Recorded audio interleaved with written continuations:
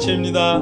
서창원 목사입니다. 오늘도 예수님의 공로를 의지하는 복된 날이길 축복합니다.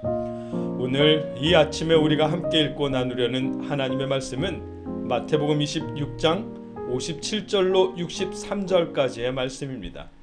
제가 읽어드리겠습니다. 예수를 잡은 자들이 그를 끌고 대제사장 가야바에게로 가니 거기 서기관과 장로들이 모여 있더라. 베드로가 멀찍이 예수를 따라 대제사장의 집들에까지 가서 그 결말을 보려고 안에 들어가 하인들과 함께 앉아 있더라.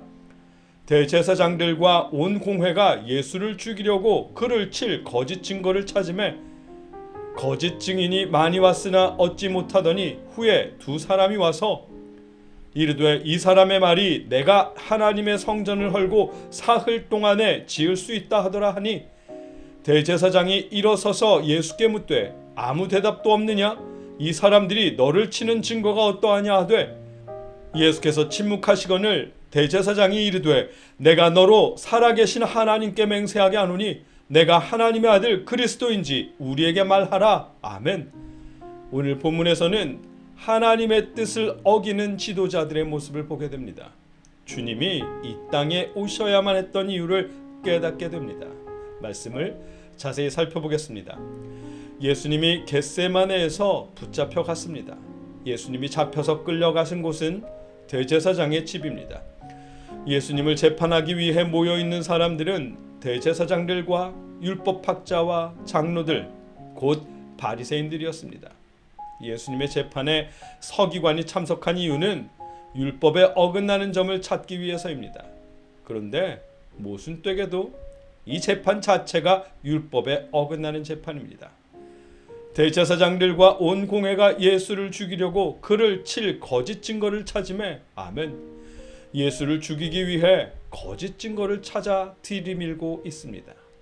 거짓 증인, 거짓 증거로 예수님을 모함해서 죽일 목적으로 재판을 열어놓고도 그 재판에 율법에 어긋남이 없는지 살피려고 합니다. 이보다 더 모순적인 일은 없을 것입니다. 거짓 증거나 거짓 증인에 대해서 하나님의 말씀은 출애굽기 20장 16절에 있습니다. 내 이웃에 대하여 거짓 증거하지 말라. 아멘. 별도의 해석이 필요치 않은 분명한 하나님의 명령입니다. 만일 누군가가 하나님의 명령을 어기면서 거짓 증거하게 되면 재판장은 자세히 조사하여 그 증인이 거짓 증거하여 그 형제를 거짓으로 모함한 것이 판명되면 그가 그의 형제에게 행하려고 꾀한 그대로 그에게 행하여 너희 중에서 악을 제하라. 아멘. 거짓 증거하는 자가 뒤집어 씌워 벌받게 하려고 했던 그 벌 그대로 거짓 증인에게 벌을 내려야 한다고 말씀하셨습니다. 그 말씀을 예수님을 재판하는 이 일에 적용한다면 예수님을 죽이기 위해 모여있는 그 사람들을 모두 죽여야 하는 일입니다. 그럼에도 그 자리에는 예수님 말고는 누구 하나 하나님의 뜻을 따르는 사람이 없었습니다. 하나님의 뜻에 따라 거짓 증인을 가려내야 할 대제사장도 율법에 따라 거짓 증인을 판단해야 할 서기관들도 오히려 하나님의 뜻을 거역하면서 거짓 증인을 세워 예수님을 죽이려 하고 있습니다. 여러 명의 거짓 증인들을 세웠지만 예수님을 죽일 만큼 결정적인 거짓 증거가 등장하지는 않았습니다. 거짓 증인이 많이 왔으나 얻지 못하더니 아멘. 그래서 그때 두 사람의 새로운 증인이 나섰습니다. 후에 두 사람이 와서 이르되 이 사람의 말이 내가 하나님의 성전을 헐고 사흘 동안에 지을 수 있다 하더라 하니 아멘. 마태복음은 새롭게 등장한 이 두 사람을 거짓 증인이라고 말하지 않습니다. 왜냐하면 그들의 말은 사실이기 때문입니다. 예수님은 예수님의 육신을 성전에 은유해서 죽은 후 사흘 만에 부활하실 것을 말씀하신 일이 있습니다. 물론 공관복음에는 있지 않지만 요한복음에 그 내용이 기록되어 있습니다. 그 말씀을 은유로 듣지 못하고 예루살렘 성전에 대한 말씀으로 이해한 사람들이 새로운 증인으로 나선 것입니다. 자신들이 잘못 이해했지만 그것을 증언하며 예수님을 고발하는 것입니다. 그럼에도 그들의 말은 성경을 읽는 우리에게 사흘 만에 부활하실 예수님을 떠올리게 하는 말씀이기에 마태복음은 그들을 거짓 증인이라고 말하지 않는 것입니다. 유대인들에게서 성전 파교에 대한 언급은 성전 모독에 해당하는 죄이고 성전 모독죄는 사형에 해당하는 죄입니다. 그럼에도 대제사장들과 서기관들은 그것만으로 예수님에게 죽음을 말하기 어려워했습니다. 대제사장은 예수님께 묻습니다.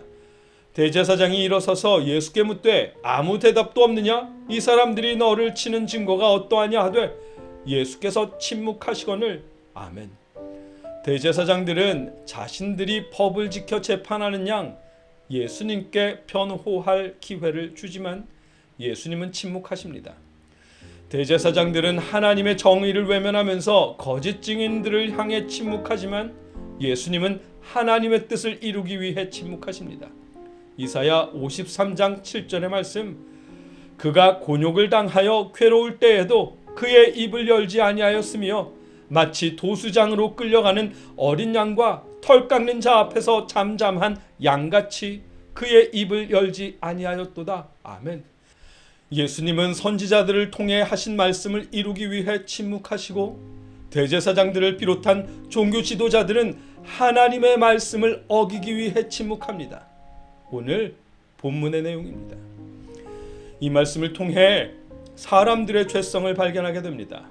하나님의 법을 누구보다 정확히 알기 위해 연구하는 서기관들, 하나님 앞에 가까이 가서 백성을 대신해서 제사 드려야 하는 대제사장들, 스스로의 경건함을 자랑하는 바리새인들까지 누구 한 사람 예외 없이 하나님의 말씀을 외면합니다.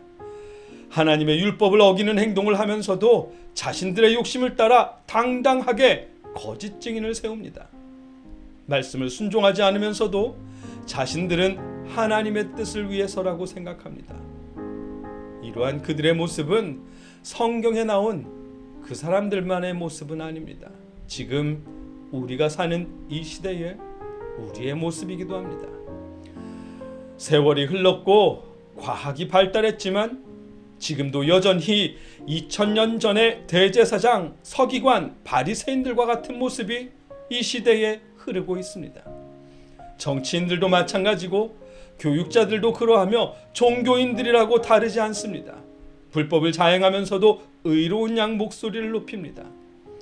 하나님의 말씀에 죄라고 기록했어도 하나님의 뜻을 헤아린다고 주장하며 하나님의 말씀과는 반대로 죄가 아니라고 주장합니다. 말씀과는 다른 판단, 말씀과는 다른 기준, 말씀과는 다른 내용을 소식으로 전하면서도 스스로는 의롭다고 주장합니다. 누구 한 사람 예외일 수 없는 모습일 것입니다. 이러한 사람들의 죄성이 예수님이 오셔야 했던 이유입니다. 우리에게 예수님이 필요한 이유이고 예수님이 이 땅에 오신 이유입니다. 예수님이 우리를 대신해서 십자가를 지셔야만 했던 이유입니다. 저와 여러분이 하나님 앞에서 죄인일 수밖에 없음을 고백하며 주님의 십자가 공로만을 의지할 수 있기를 주님의 이름으로 축복합니다. 함께 기도하겠습니다.